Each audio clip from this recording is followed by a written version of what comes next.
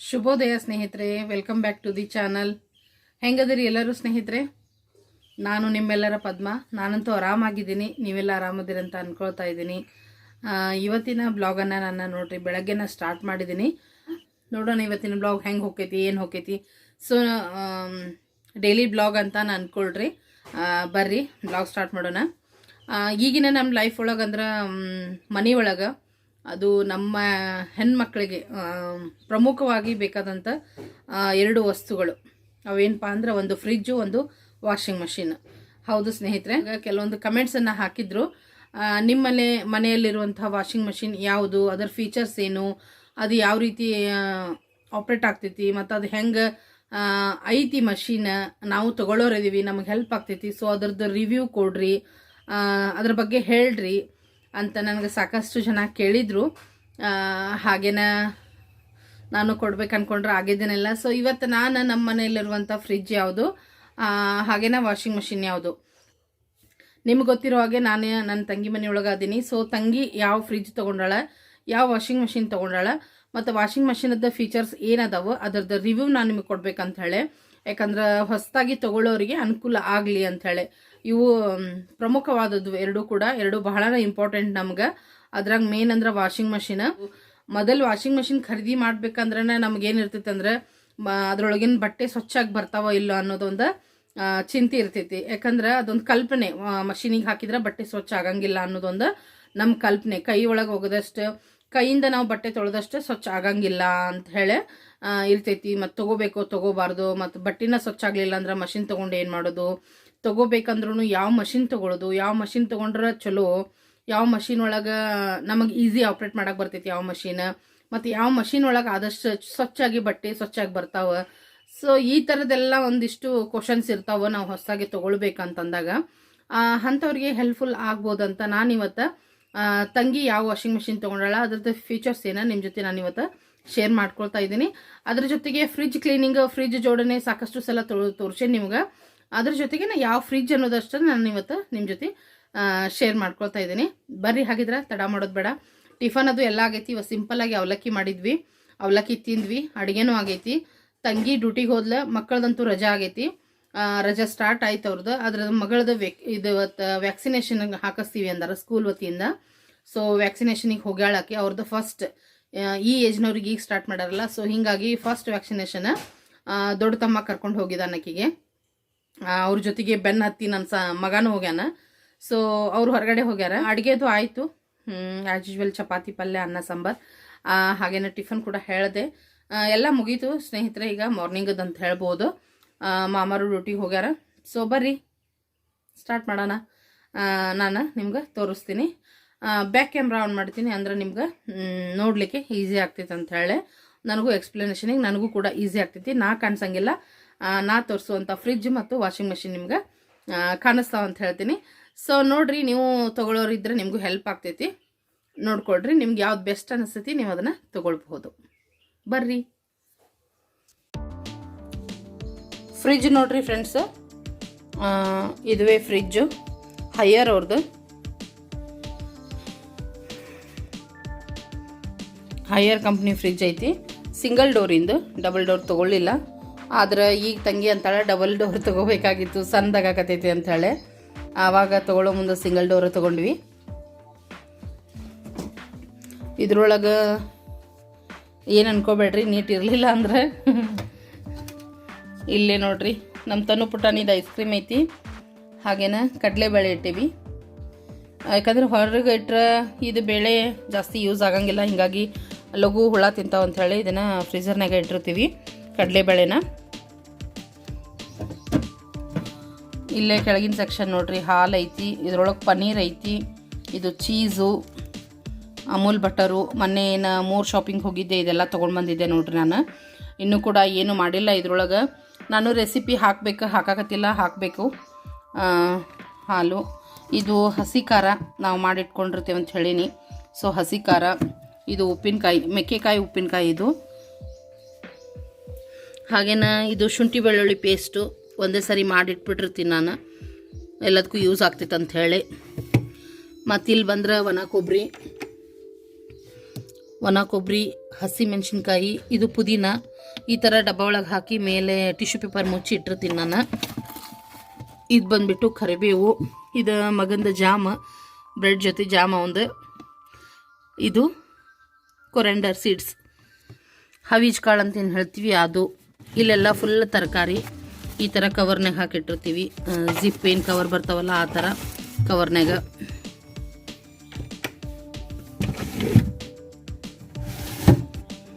ಇಲ್ಲಿ ನೋಡ್ರಿ, ಟೊಮೆಟೊ,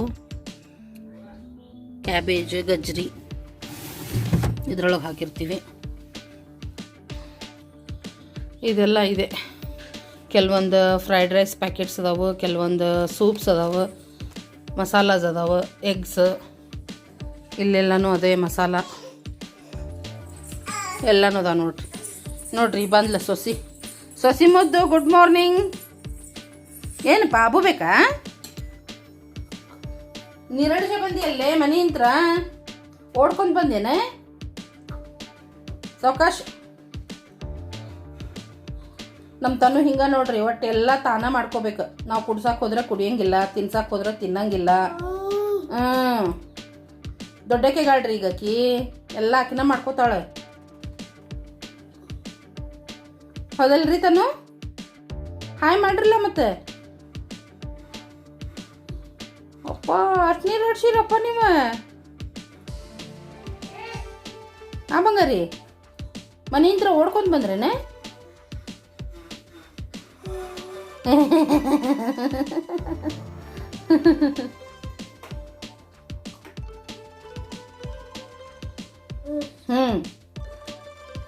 ಆತಿಲ್ಲೋ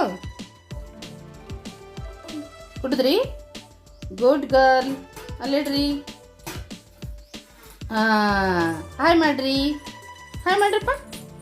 ತನು ಹಾಯ್ ಮಾಡಿ ಮತ್ತೆ. ಫ್ರಿಜ್ ಏನಿಲ್ಲ, ಫ್ರಿಜ್ನಾಗ ಏನಿಲ್ಲ ನೋಡ್ರಿ ಸ್ನೇಹಿತರೆ. ಕೆಳಗಡೆ ಕೆಲವೊಂದು ಇನ್ನೂ ಒಂದಿಷ್ಟು ಎಗ್ಸ್ ಅದಾವೆ. ಆಮ್ಯಾಗ ಮಸಾಲ ಅಂದರೆ ಸಾಸಸ್ ಅದಾವೆ, ಸಿಜ್ವಾನ ಸಾಸ್ ಅವೆಲ್ಲ. ಹಾಗೇನ ಗೋಡಂಬಿ, ಬಾದಾಮಿ, ಏಲಕ್ಕಿ, ಇಲ್ಲಿ ಸಾಸು, ವಟಾಣಿ, ಮ್ಯೂನಿ ಸಾಸು ಎಲ್ಲನೂ ಅದೈತಿ. ಹೆಸರು ಕಾಳು ಹಾಕಿಟ್ಟಿವಿ ನೋಡ್ರಿ. ಇದು ನಮ್ಮ single door higher fridge, higher ಕಂಪ್ನಿದು.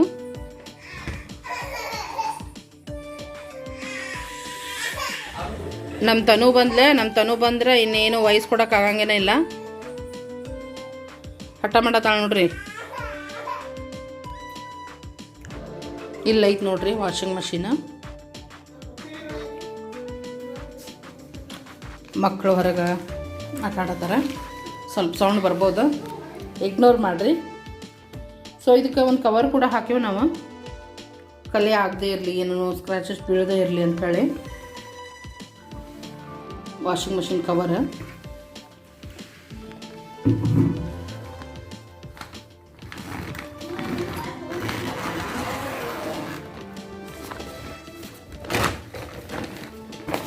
ನೋಡ್ರಿ,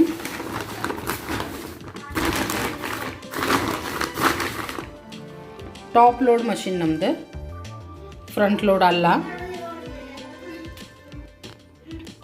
ಟಾಪ್ ಲೋಡ್ ನೋಡ್ರಿ. ಇದು ಮಷಿನ್ ಬಂದ್ಬಿಟ್ಟು ಐ ಎಫ್ ಬಿ ಐತಿ. ಅವ್ರ ಮನೆ ಒಳಗೆ ಬೋಷ್ ಐತಿ, ಬೋಷ್ ಕಂಪ್ನಿದು ಐತಿ. ತಂಗಿ ಮನಿದು IFB ಐತಿ. 6.5 kg.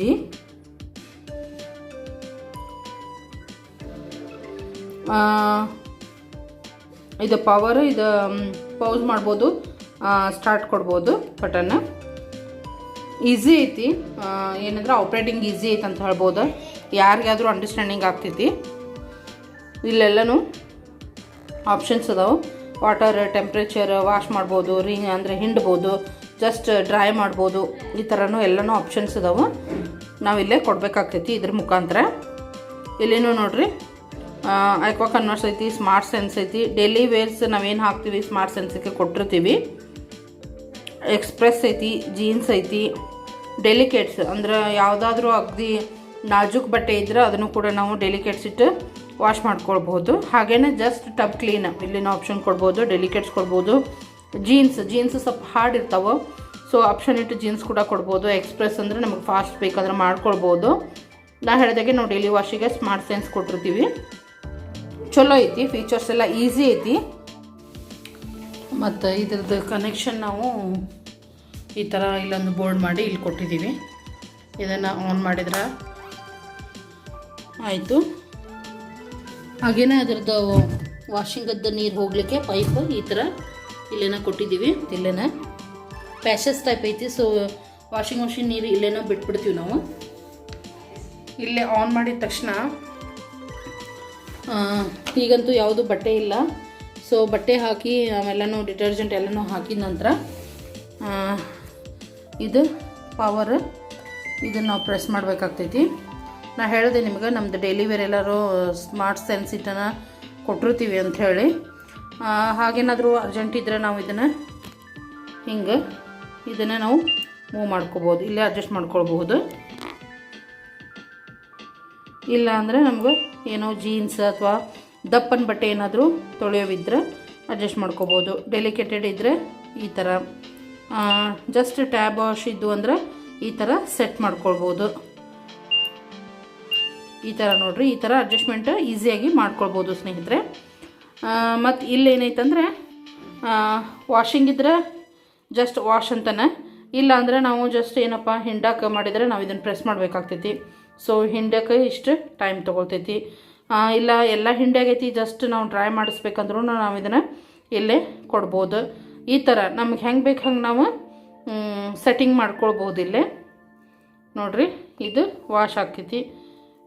ಬಟ್ಟೆ ಎಷ್ಟಿರ್ತಾವಲ್ಲ ಅದ್ರ ಮೇಲೆ ಇಲ್ಲೇ ಟೈಮಿಂಗ್ ತೊಗೊಳ್ತೈತಿ ಸ್ನೇಹಿತರೆ ನಾವು ಕೊಟ್ಟಾದ ನಂತರ. ಸೊ ವಾಟರ್ದು ಎಷ್ಟು ವಾಟರ್ ಏನು ಇದನ್ನು ನಾವು ಸೆಟ್ಟಿಂಗ್ ಮಾಡ್ಕೊಳ್ಬಹುದು. ಇಲ್ಲೇ ಕೋಲ್ಡ್ ವಾಟರ್ ನೋಡಿರಿ, ಹಾಟ್ ವಾಟರ್ನೂ ಐತಿ. ಬಟ್ ನಾವು ಹಾಟ್ ವಾಟರ್ ಯಾವಾಗಲೂ ಇನ್ನೂವರೆಗೆ ಯೂಸ್ ಮಾಡಿಲ್ಲ, ಕೋಲ್ಡ್ ವಾಟರ್ನ ಯೂಸ್ ಮಾಡಿರ್ತೀವಿ. ಸೊ ಈ ಥರನೂ ಇಲ್ಲೇ ನಾವು ಸೆಟ್ಟಿಂಗನ್ನು ಮಾಡ್ಕೊಳ್ಬೋದು.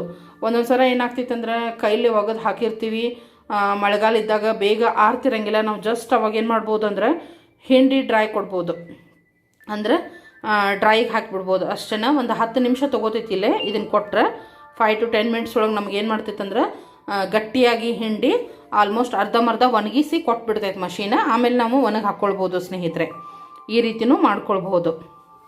ಆಮೇಲೆ ಎಲ್ಲ ಸೆಟ್ಟಿಂಗ್ ಆದಮೇಲೆ ನಾವು ಏನು ಮಾಡಬೇಕು, ಈ ಸ್ಟಾರ್ಟ್ ಬಟನ್ನ ಪ್ರೆಸ್ ಮಾಡಿಬಿಟ್ರೆ ಮಷೀನ ಆಟೋಮೆಟಿಕ್ ಸ್ಟಾರ್ಟ್ ಆಗ್ತೈತಿ. ಇಷ್ಟೇ ಇರೋದು ಇದ್ರೊಳಗೆ, ಯಾವಾಗ್ಲೂ ಚೇಂಜಸ್ ಏನೂ ಇರೋದಿಲ್ಲ. ಡೈಲಿ ವೇರ್ ಅಂತೂ ನಾವು ಡೈಲಿ ಹಾಕೋರೇ ಇದ್ವಿ, ವಾಷಿಂಗ ಇದ್ರೆ ಜಸ್ಟ್ ಸ್ಮಾರ್ಟ್ ಸೆನ್ಸಿಗೆ ಇಟ್ಟು ಪವರ್ ಆನ್ ಮಾಡಿ ಇದಂತೂ ಸೆಟ್ಟಿಂಗ್ ಇದ್ದೇ ಇರ್ತೈತಿ, ಆಲ್ಮೋಸ್ಟ್ ಡೆಫಾಲ್ಟ್ ಇರ್ತೈತಿ. ನಾವು ಏನಾದ್ರು ಚೇಂಜ್ ಮಾಡಿದ್ರಷ್ಟೇ ಚೇಂಜ್ ಆಕೈತಿ, ಇಲ್ಲಾಂದ್ರೆ ಇದೇ ಇರ್ತೈತಿ. ಸೊ ಡೈಲಿ ವೇರಿಗೆ ಇದೇ ಇದ್ದಾಗ ಬೇರೆ ಏನೂ ಚೇಂಜಸ್ ಇರೋಂಗಿಲ್ಲ. ಆಮೇಲೆ ನಾವೆಲ್ಲನೂ ಬಟ್ಟೆ ಗಿಟ್ಟೆ ಎಲ್ಲ ಹಾಕಿ ಜಸ್ಟ್ ಇದನ್ನು ಸ್ಟಾರ್ಟ್ ಕೊಟ್ಬಿಟ್ರೆ ಮಷೀನ ಸ್ಟಾರ್ಟ್ ಆದಂಗನ. ಸೊ ಈಸಿ ಐತಿ ಆಪ್ರೇಟಿಂಗ್, ಭಾಳ ಅಂದ್ರೆ ಭಾಳ ಈಸಿ ಐತಿ, ನಾಲೆಜಬಲ್ ಐತಿ. ಯಾರು ಬೇಕಾದರೂ ಆಪ್ರೇಟ್ ಮಾಡಬಹುದು ಸ್ನೇಹಿತರೆ. ನೋಡ್ರಿ, ಈ ಥರ ಸಿಸ್ಟಮ್ ಐತಿ ಇದ್ರದ್ದು.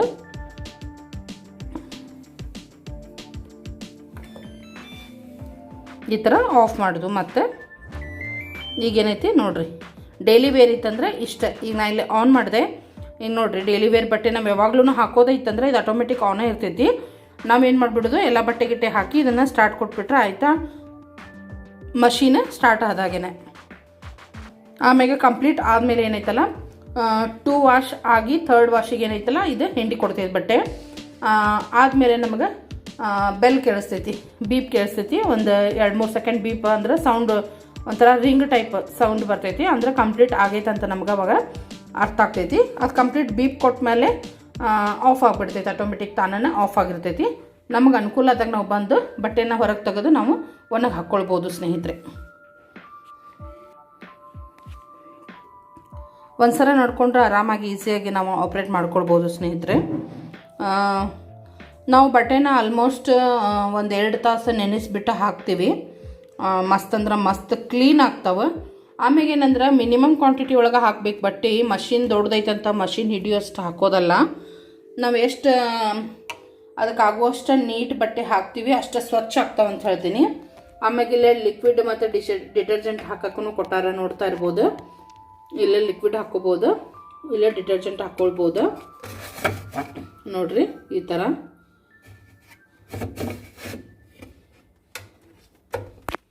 ಆರಾಮಾಗಿ ವಾಶ್ ಮಾಡ್ಕೋಬೋದು.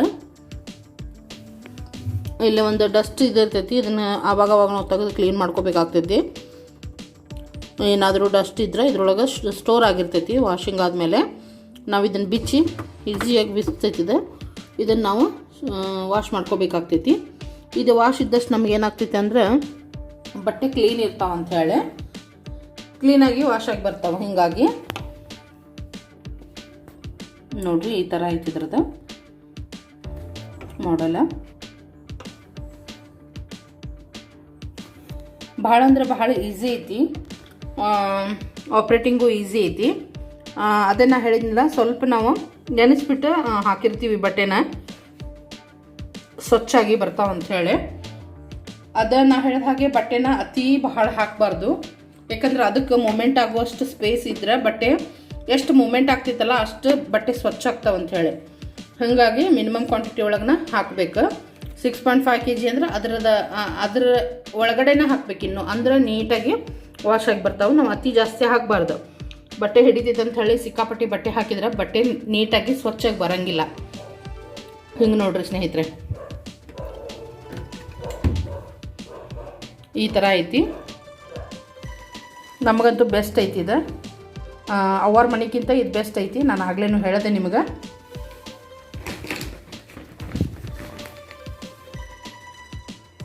ಆಫ್ ಮಾಡಿಬಿಡ್ತೀವಿ ಮುಗಿದ ತಕ್ಷಣ, ಇಷ್ಟೇ ಇರೋದು. ಮತ್ತು ಯಾವ ಡಿಟರ್ಜೆಂಟ್ ಬಳಸ್ತೀವಿ ಅನ್ನೋದನ್ನು ನಾನು ನಿಮ್ಗೆ ತೋರಿಸ್ತೀನಿ.